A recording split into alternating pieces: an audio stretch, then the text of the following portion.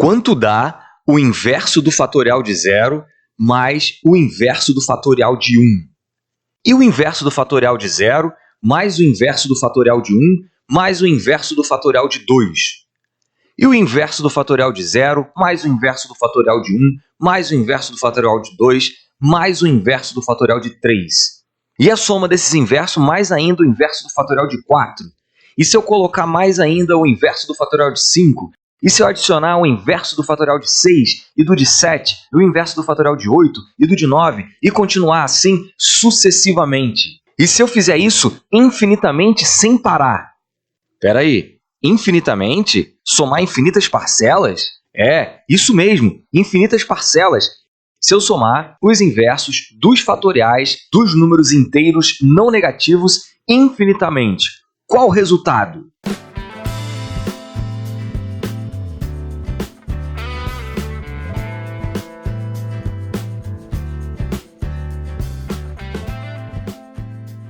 Olá, eu sou Thiago Reis, professor de matemática, e neste InMath a gente vai ver que o número de Euler pode ser escrito como uma soma infinita.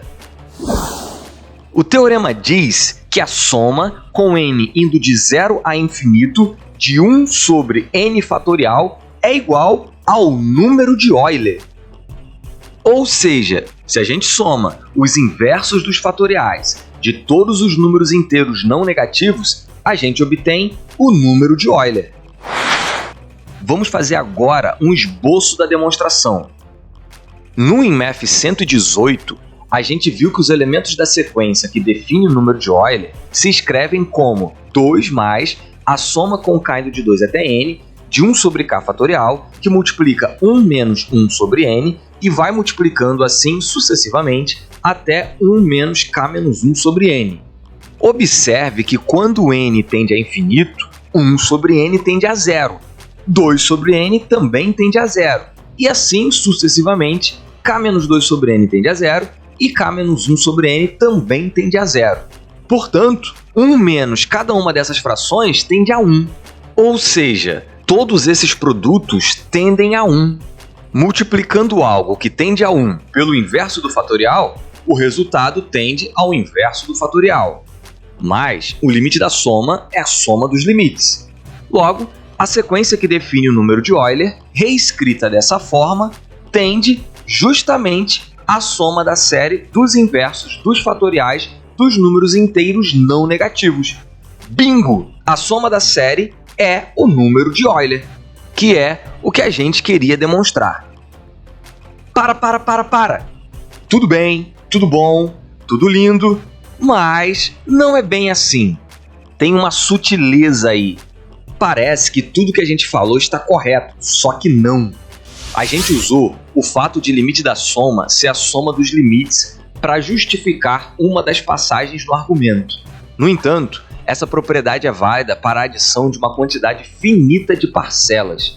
Mas aqui ocorre o seguinte: o que faz o produto tender a 1 é o fato de n tender a infinito.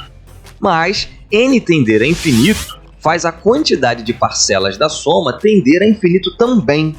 Então, a gente não tem uma soma de uma quantidade finita de parcelas. Logo, o fato de limite da soma ser a soma dos limites não pode ser usado aqui como justificativa. Bem, embora o argumento que a gente tentou não seja válido, ele nos dá uma boa ideia de por onde começar. A gente não pode usar o limite da soma como a gente usou, mas a gente pode começar do mesmo começo. Ou seja, a gente pode começar do fato de a sequência que define o número de Euler se escrever como 2 mais a soma com k indo de 2 até n de 1 sobre k fatorial, que multiplica 1 menos 1 sobre n e vai multiplicando até 1 menos k menos 1 sobre n. Como cada fator é 1 subtraído de uma coisa positiva, cada fator desse é menor do que 1. Mas o produto de números menores do que 1 resulta em um número menor do que 1. Assim, multiplicando pelo inverso do fatorial, o resultado fica menor que o inverso do fatorial.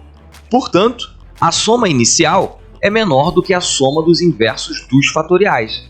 Mas a soma original é justamente a sequência que define o número de Euler.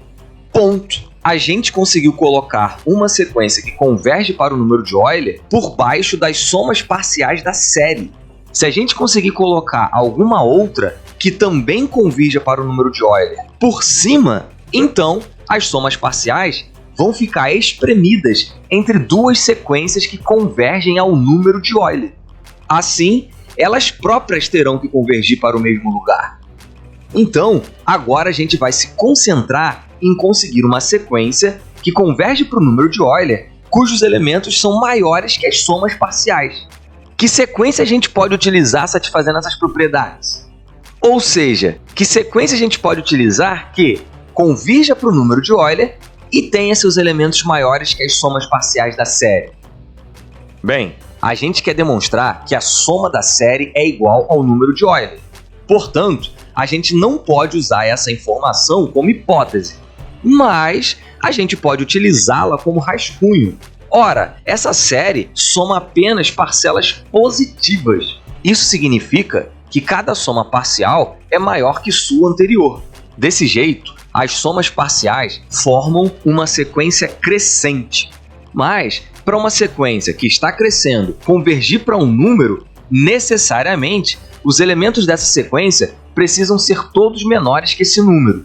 Se umzinho elemento fosse maior, então todos os próximos seriam maiores que os anteriores e, portanto, só estariam se afastando mais do número.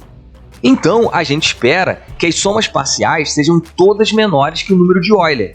Dessa forma, as somas parciais estarão entre uma sequência que converge para o número de Euler e o próprio número de Euler. Portanto, elas próprias convergirão ao número de Euler.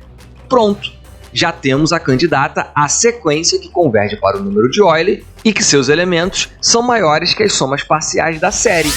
A sequência constante igual ao próprio. Bem, a gente já tem o trajeto desenhado. Agora a gente precisa percorrê-lo. Ou seja, a gente precisa demonstrar, de fato, que as somas parciais da série são todas menores que o número de Euler. Para cada L fixado, qualquer n maior que ele faz a soma até L ser menor que a soma até n. Isso significa que o limite de um é menor ou igual ao limite do outro, mas o L é constante para a variável n. Assim, fazendo o n tender a infinito, a primeira soma é uma soma finita.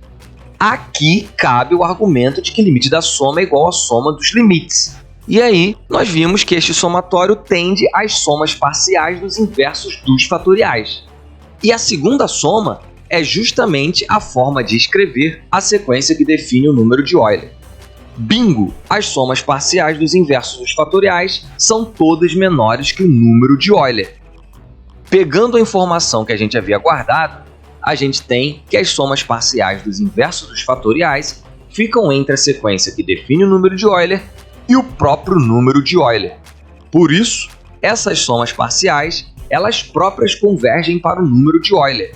Ou seja, a soma das infinitas parcelas é igual ao nosso queridinho número de Euler.